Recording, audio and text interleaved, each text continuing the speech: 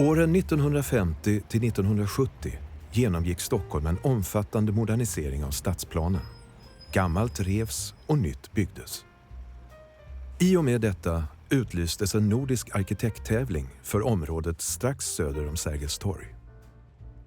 Tävlingsbidraget skulle innehålla förslag på kulturhus med tillhörande teatrar och ett nytt riksbankshus. Arkitekten Peter Celsing vann tävlingen och resultatet visar på ett unikt samarbete mellan arkitekter och konstnärer som redan från första början tagit hänsyn till både verksamheten och ändamålet. Med exklusiva materialval och stor kompetens hos de inblandade kom huset att räknas till en av de mest genomarbetade byggnaderna i modern svensk arkitektur. Huset stod klart på Brunkebergstorg 1976, men sorgligt nog gick Celsing bort våren 74 så han fick aldrig se det färdiga resultatet.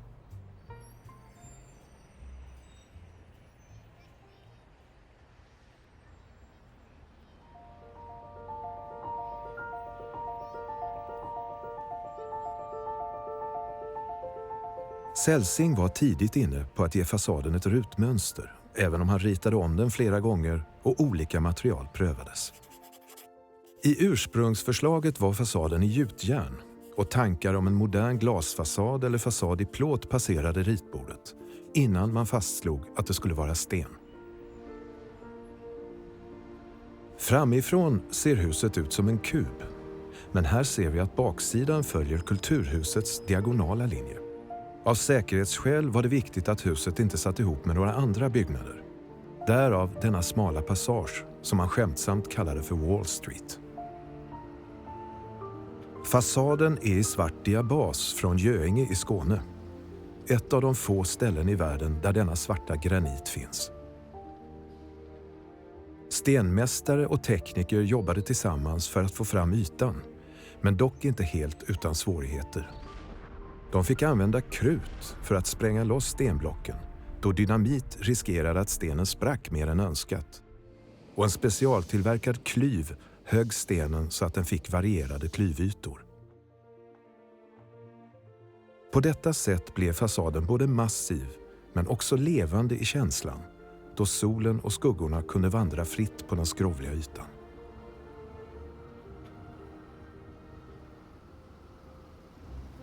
Entrédörrarna är cylinderformade och genom en skena i golvet så kan de rotera och stå helt förslutna under nattetid. En möjlig tolkning är att dörrarna ska liknas vid 2 rullar staplade mynt.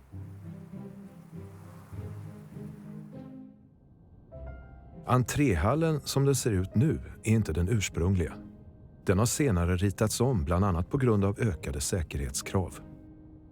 På entréplan ligger också banksalen, som idag används som ett internt samlingsrum och för presskonferenser, men som först var byggd för att kunna ta emot kunder och sköta deras banktjänster.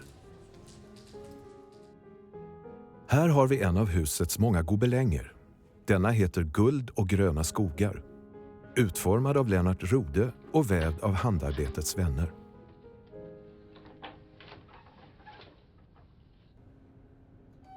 Det finns många väl genomtänkta detaljer i huset. En är hissarna, som har denna orientinspirerade färg och detaljer i mässing. Celsing bodde en tid i Beirut, så dessa orientaliska influenser kom troligtvis därifrån.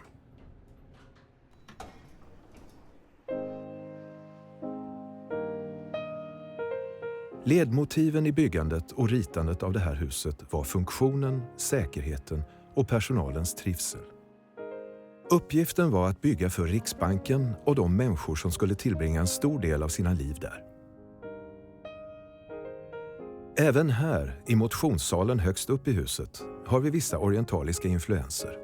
Kurvorna i taket, den här bastun och kaklet här heter Azulejos och är formgivet av Ulrik Samuelsson och Sivert Lindblom och sedan tillverkat av keramikern Karin Björkqvist vid Gustavsbergs porslinsfabrik.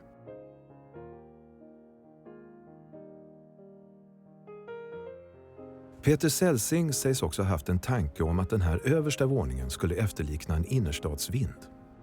Han var själv uppvuxen i innerstaden och lekte ofta på husens vindar som barn.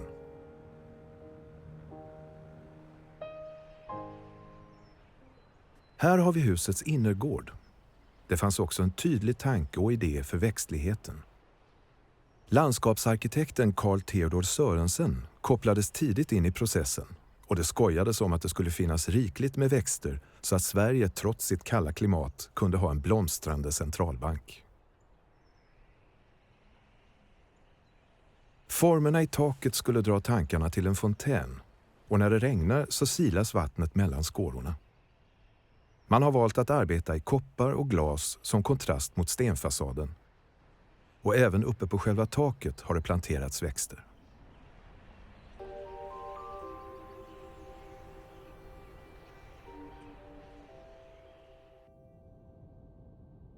Av de konstnärer som tidigt kopplades in i processen hade Olle Nyman en betydande roll. Denna Stucco Lustro är Olle Nymans verk och heter Fête champêtre och det betyder ungefär fest på landet.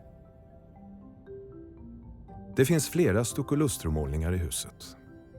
Stucco Lustro är en tidskrävande putsteknik där man målar direkt på en vägg. Med en blandning av kalk, tvål och vatten skapar man flera lager som sedan poleras med olika specialverktyg tills de blir alldeles blanka. Det är också Olle Nyman och Peter Celsing tillsammans som valt färgsättningen i huset.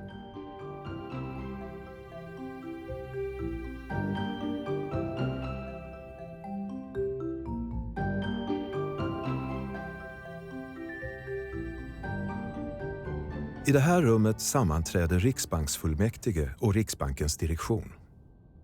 Här inne fattas beslut och pågår samtal som inte ska kunna avlyssnas, så väggarna är tjocka och har inbyggda störningssändare. Celsing ville att något lätt skulle få komplettera den tunga stenen i fasaden och valde därför att huvudparten av utsmyckningen skulle vara av textil. Även de här gobelängerna är vävda av handarbetets vänner efter förlaga av Carl Axel Persson och heter Abundantia. Abundantia är i romersk mytologi överflödets gudinna.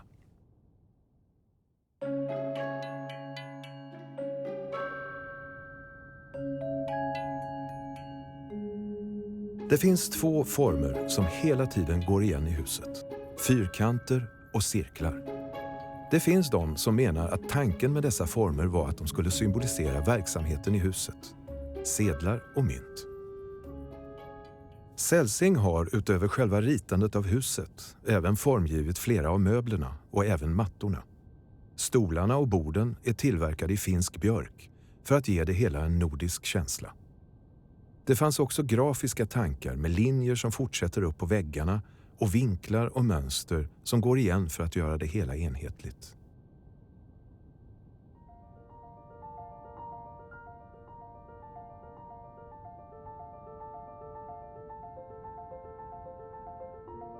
Även om mönster och färger går igen så är Riksbankshuset ett kontrasternas hus. Ljust och mörkt, tungt och lätt. Men man har samtidigt lyckats fånga en unikt tidlös känsla som gör att huset känns ständigt aktuellt.